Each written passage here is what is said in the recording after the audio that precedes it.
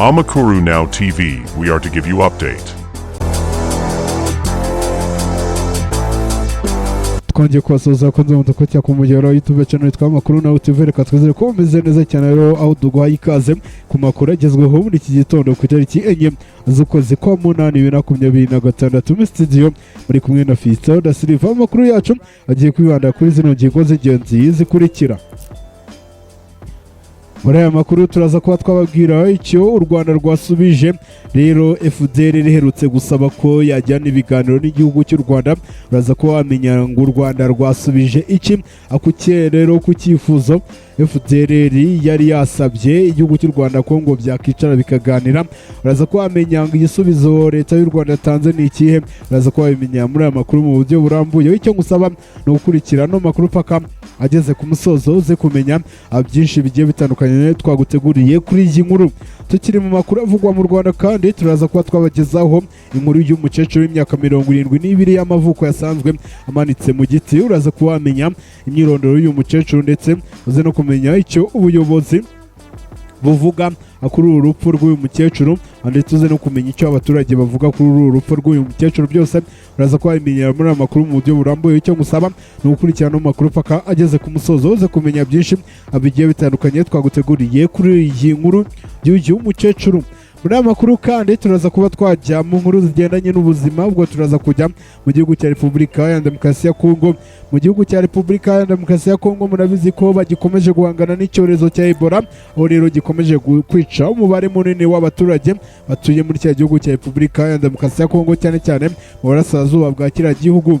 Kuri ubu rero tuvugana amakuru atugeraho kano kanya kuri ubu utwumviraho rero amakuru ahari nuko abarenga 1600 aribo bamaze kwicwa na kino cyorezo cya Ebola.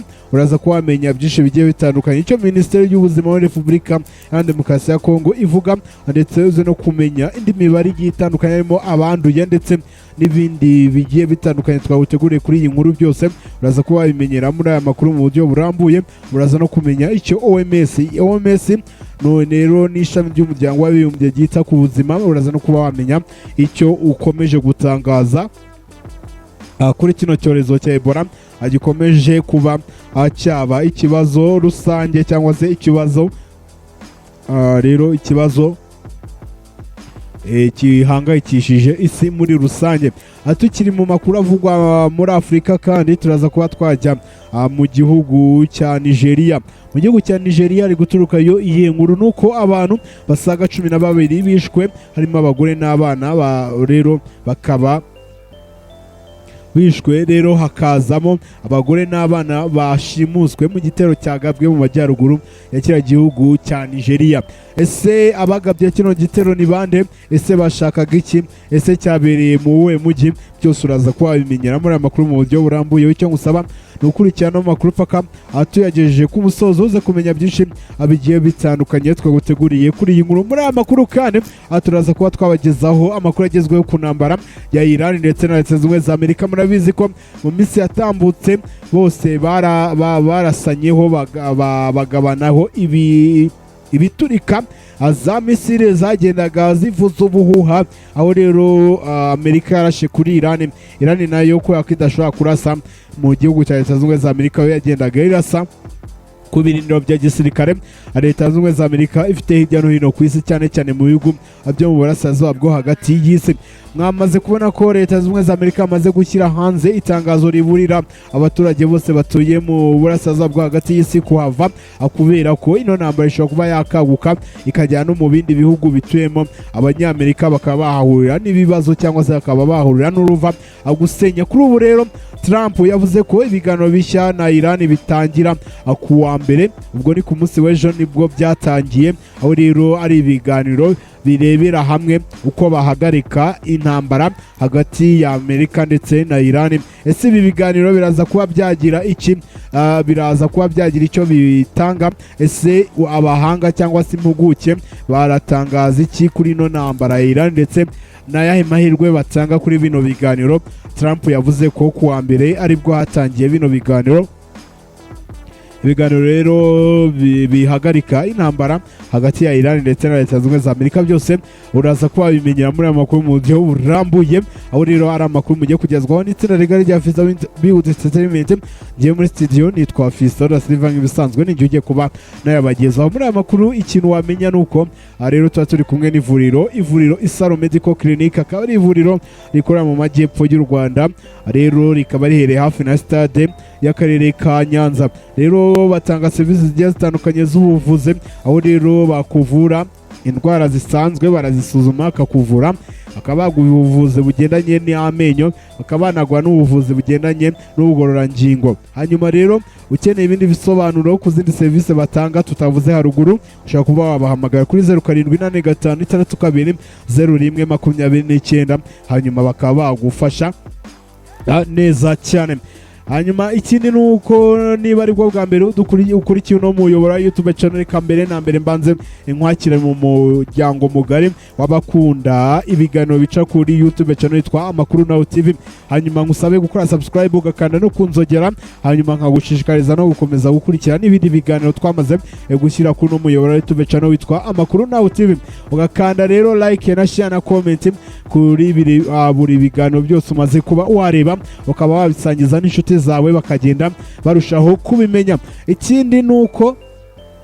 Ikindi wamenya nuko ino YouTube channel yitwa Amakuru Now TV kugezaho amakuru mu masaha ya mu gitondo, nibwo tukugezaho amakuru mu buryo burambuye ukamenya uko isi yaramutse, tukongera kuyakugezaho ku mugoroba uza kumenya uko isi yiriwe, hanyuma ukajya kuryama neza cyangwa ugasoza umunsi wawe neza umenya ngo ni zihe nkuru nyamukuru zaraye ziriwe zivugwa, hanyuma byose ukabimenya ubikesha ino YouTube channel yitwa Amakuru Now TV.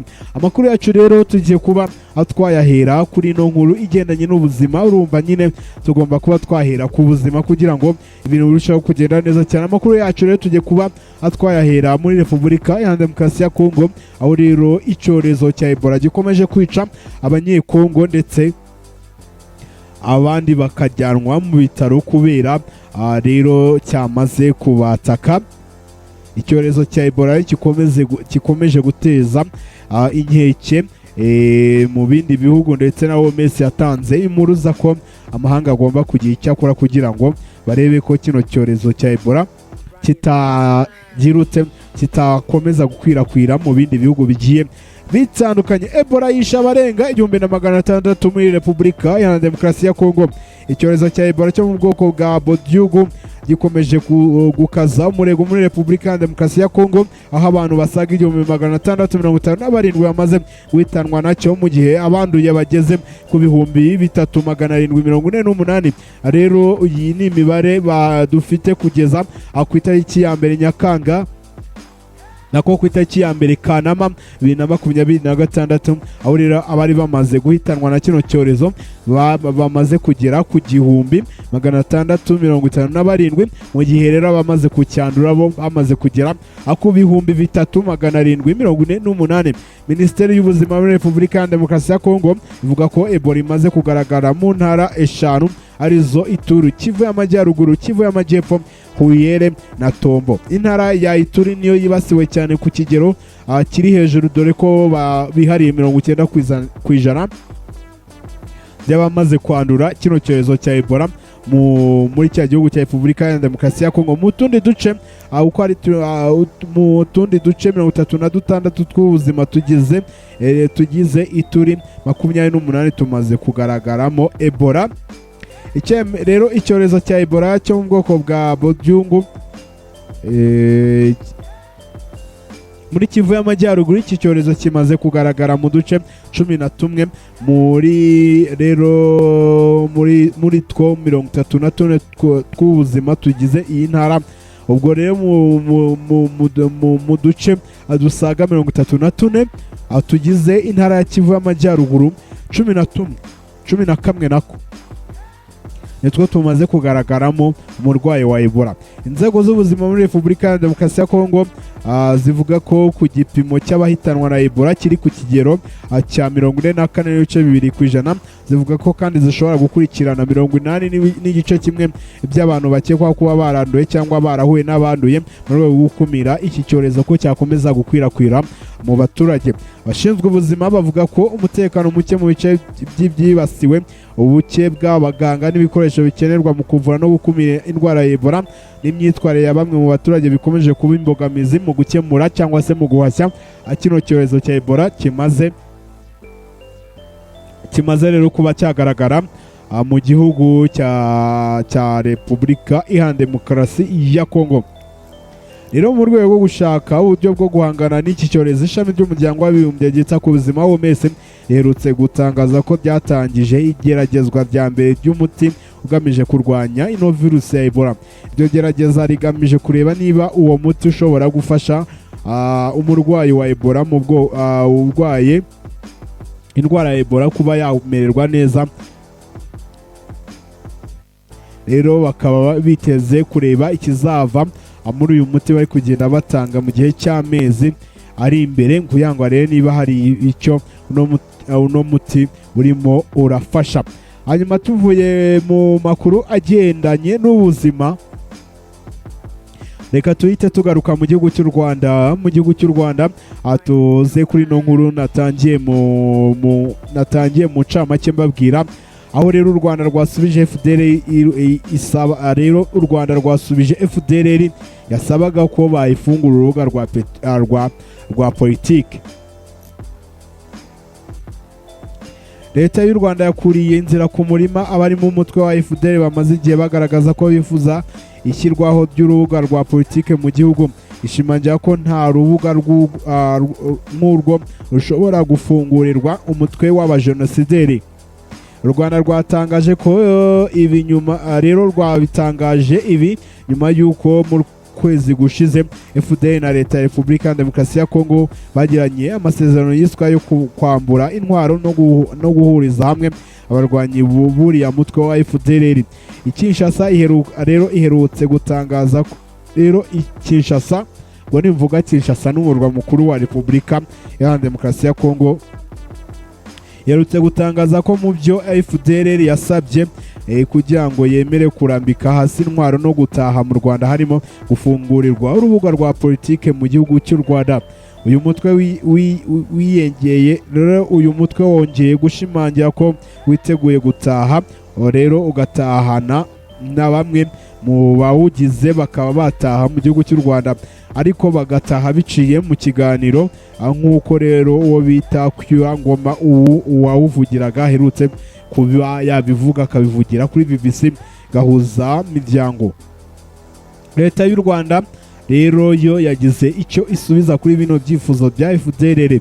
Leta y'u Rwanda biciye muri Minisiteri y'Ububanyi n'Amahanga ndetse n'Ubutwererane, Ambasaderi Olivier Nduhungirehe yavuze ko nta rubuga ishobora gufungurira uriya mutwe wa FDLR. Mu magambo yagize ati, yabwiye ikinyamakuru igihe ati nta rubuga rwa politiki rushobora gufungurirwa abajenosideri. FDL igomba kurandurwa nk'uko byanditswe mu masezerano ya Washington. Abarwanyi bayigize bakaba bataha mu Rwanda nta yandi mananiza bashyizeho.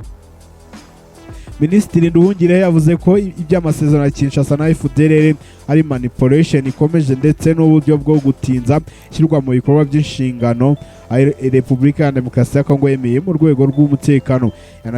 Yanashinje guverinoma ya Repubulika ya Demokarasi ya Kongo gukomeza gufasha FDLR mu buryo bwa gisirikare nyuma y'isinwa ry'amasezerano i Washington. Avuga ko bamwe mu barwanyi b'uyu mutwe baninjiye mu gisirikare cya Repubulika ya Demokarasi ya Kongo. Minisitiri Nduhungirehe kandi yavuze ko Repubulika ya Demokarasi ya Kongo yihutishije ibyo yise gahunda yo guha FDL insura nshya ya politike, aho ngo yashatse abanyapolitike bamwe bafitanye isano n'ubutegetsi bwariho mbere kandi baba mu Burayi kugira ngo babafashe. Muri abo harimo Jean-Luc Habyarimana, Fabien Sigayehe, Thomas Nahimana ndetse na Tade Kwitonda. Bavuga ko ari bamwe mu bantu Repubulika Iharanira Demokarasi ya Kongo yifashishije muri iyo gahunda. Nduhungirehe yashimangiye ko ibyo Repubulika ya Demokarasi ya Kongo n'abayishyigikiye bashaka atari ugukemura ibibazo ahubwo ari ukubiteza. Rero ikindi nuko yavuze ko Repubulika ya Demokarasi ya Kongo ivuga rero Nduhungirehe yanashimangiye ko ibyo Repubulika ya Demokarasi ya Kongo n'abayishyigikiye bakomeje gutangaza ko ikibazo cya FDLR nta gaciro rero kigifite, ndetse nta n'impamvu yo gukomeza bashyira mu bikorwa iby'amasezerano basinyiye mu gihugu cya Leta Zunze Ubumwe za Amerika i Washington mu mwaka washize. Tuvuye mu makuru agendanye n'ububanyi n'amahanga avugwa mu Rwanda, n'ubundi turacyari mu Rwanda ariko tubagezeho ino nkuru y'umukecuru w'imyaka 72 wasanzwe amanitse mu giti. Umukecuru witwa Nyirakimonyo Veraria w'imyaka 72 y'amavuko yasanzwe amanitse mu giti mu mudugudu wa Nyarubuye, akagari ka Mubuga, umurenge wa Kibangu, mu karere ka Muhanga. Harakekwa ko rero yaba yiyahuye, nta yandi makuru yari yajya hanze.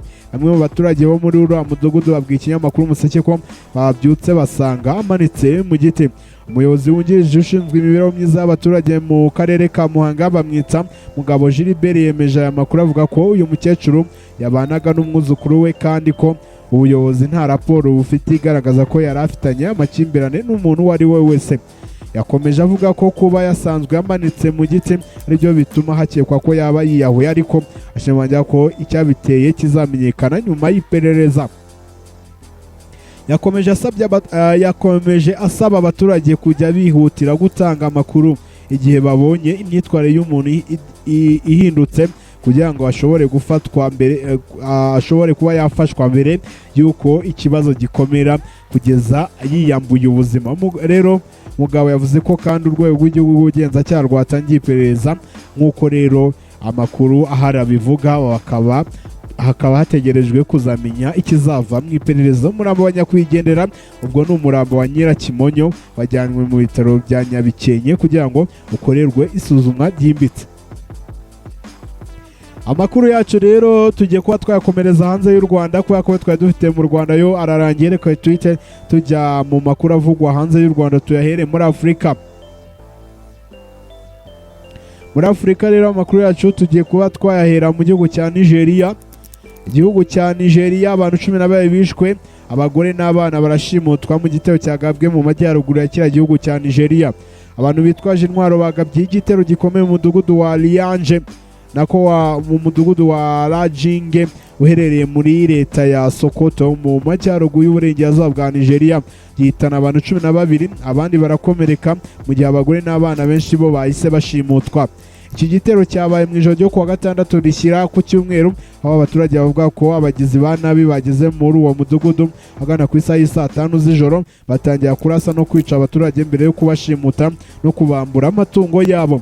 Nk'uko bamwe mu baturage babitangaje, abantu 6 bo mu muryango umwe bapfiriye mu nzu yabo nyuma yo gutwikirwa muri iyo nzu ari bazima. Uretse abapfuye, abandi 4 bakomerekeye muri icyo gitero. Umuturage witwa Ola Hassani yavuze ko abagabye ibitero rero banatwaye amatungo menshi mbere yo kujyana abagore n'abana, rero bakaba babajyanye hataramenyekana. Leta ya Sokoto ni imwe mu zikomeje kwibasirwa n'udutsiko twitwaje intwaro dusahura abaturage tukanabashimuta kugira ngo dusabe amafaranga y'ingurane, ibintu bimaze imyaka bitera umutekano muke muri karere. Hanyuma umuvugizi wa polisi muri leta ya Sokoto abamwita Ahmed Rufai yatangaje ko iperereza ryatangiye kugira ngo hamenyekane abakoze iki gitero, ndetse hafatwa ingamba zo gukurikirana abagizi ba nabi ndetse n'ababigizemo uruhare, ndetse no kureba ko bagarura abagore n'abana bashimuswe bagashimutirwa muri kiriya gitero. Tuvuye muri aya makuru rero avugwa mu gihugu cya Nigeria, reka amakuru yacu rero tuyakomereze ahandi. Tuyakomereza ahandi rero. Amakuru yo aba ari menshi cyane, amakuru yo aba ari menshi, tuba tugomba kuyabagezaho. Amakuru yo aba ari menshi. Hanyuma rero amakuru yacu amakuru yo aba ari menshi cyane. Reka amakuru yacu rero tuyakomereze ku ntambara ya Iran ndetse na Leta Zunze Ubumwe za Amerika. Nayo makuru agezweho niyo rero tugiye kuba twagarukaho tukareba ngo ni ayahe makuru agezweho ku ntambara ya Iran ndetse na Leta Zunze Ubumwe za Amerika. Trump yavuze ko ibiganiro bishya na Iran bigomba. Rero Trump yavuze ko Leta Zunze Ubumwe za Amerika na Iran byatangiye ibiganiro rero ku wa mbere.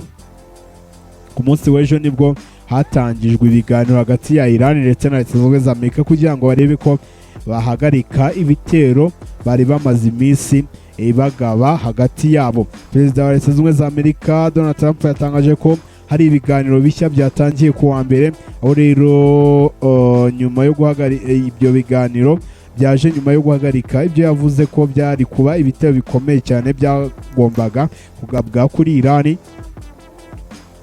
Ibi rero akaba yabitangaje ubwo yari agiye kwinjira mu ndege ya perezida wa Leta Zunze Ubumwe za Amerika ya Force One ku cyumweru. Trump yabwiye abanyamakuru ati bari bamaze kubona uburemere bw'igitero kuko babonaga ko cyari gitegurwa cyari kubagiraho ingaruka nini.